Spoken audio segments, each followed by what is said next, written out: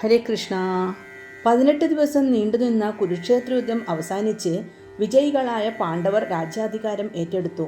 എന്നാൽ യുദ്ധത്തിൻ്റെ അവസാനത്തിൽ നേടിയെടുത്ത വിജയം പാണ്ഡവരെ പൂർണ്ണമായും തൃപ്തരാക്കിയില്ല. ഉറ്റവരും ഉടയവരും ആയ അനേകം യോദ്ധാക്കളെ കൊന്നൊടുക്കിയതിൻ്റെ പാപഭാരം പാണ്ഡവരെ പിന്തുടർന്നു. ഒടുവിൽ ഉത്തരയുടെ പുത്രനായ പരീക്ഷിതിന് രാജ്യാധികാരം ഏൽപ്പിച്ച ശേഷം പാണ്ഡവർ ദ്രൗപദിയോടൊപ്പം സ്വർഗലോകം പോകി.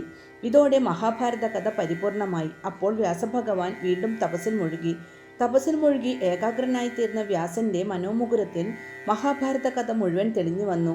ആ ഇടയ്ക്ക് ഒരിക്കൽ ബ്രഹ്മദേവൻ വ്യാസന്റെ സമീപത്ത് ചെന്ന് സംഭാഷണ മധ്യേ ബ്രഹ്മദേവനോടായി വ്യാസൻ പറഞ്ഞു, പാണ്ഡവ കൗരവരുടെ കഥ ആദ്യന്തം എൻ്റെ മനോമുകുരത്തിൽ നിറഞ്ഞു കഴിഞ്ഞു.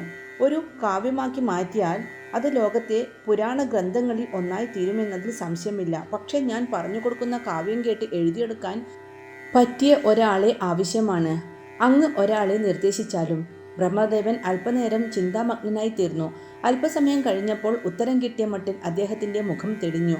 ബ്രഹ്മദേവൻ ഗണപതിയെ സ്മരിച്ചു. ഉടൻ തന്നെ ഗണപതി ദേവന് മുന്നിൽ പ്രത്യക്ഷനായി. മുന്നിൽ കൂപ്പുകൈകളുമായി നിൽക്കുന്ന ഗണപതിയോട് ബ്രഹ്മദേവൻ ഇങ്ങനെ അരുളി ചെയ്തു, അല്ലയോ മഹേശ്വരപുത്ര, ഭഗവാൻ വ്യാസൻ പാണ്ഡവ കൗരവ കഥ എഴുതാൻ താല്പര്യപ്പെടുന്നു. അദ്ദേഹത്തിൻ്റെ വാക്കുകൾ കേട്ട് അത് എഴുതിയെടുക്കാൻ പാണ്ഡിത്യവും കഴിവുമുള്ളത് അങ്ങേക്ക് മാത്രമാണ്. അങ്ങ് ആ പ്രവൃത്തി ഏറ്റെടുത്ത് ഭാരത കഥാരചനയ്ക്ക് സഹായം അരുളിയാലും. എന്നാൽ ഒരു പകർത്തെഴുത്തുകാരനായി മാറുന്നതിൽ ഗണപതിക്ക് താല്പര്യം തോന്നിയില്ല.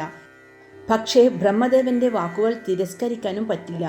ഒടുവിൽ ഇടയ്ക്ക് എഴുത്താണി നിർത്താൻ ഇടയാക്കാതെ അനർഗളമായി കാവ്യം ചൊല്ലിക്കൊടുക്കുന്ന പക്ഷം എഴുതിക്കൊടുക്കാമെന്ന് ഗണപതി വ്യവസ്ഥ ചെയ്തു. സന്തുഷ്ടനായി തീർന്ന വ്യാസൻ ഗണപതിയോടായി പറഞ്ഞു, ഭഗവാനെ, അവിടുത്തെ വ്യവസ്ഥ ഞാൻ പാലിക്കാം. പക്ഷേ എനിക്കും ഒരു ഉപാധി മുന്നോട്ട് വെക്കാനുണ്ട്. എന്തെന്നാൽ ഞാൻ അനർഗളമായി കാവ്യം ചൊല്ലുമ്പോൾ അങ്ങ് അർത്ഥം അറിയാതെ അത് എഴുതരുത്. അങ്ങേക്ക് സമ്മതമാണെങ്കിൽ കാവ്യം ആരംഭിക്കാം. വ്യാസനിർദ്ദേശം ഗണപതിക്ക് സ്വീകാര്യമായി. അതനുസരിച്ച് മഹാഭാരതം 3 വർഷം കൊണ്ട് എഴുതി തീർത്തു.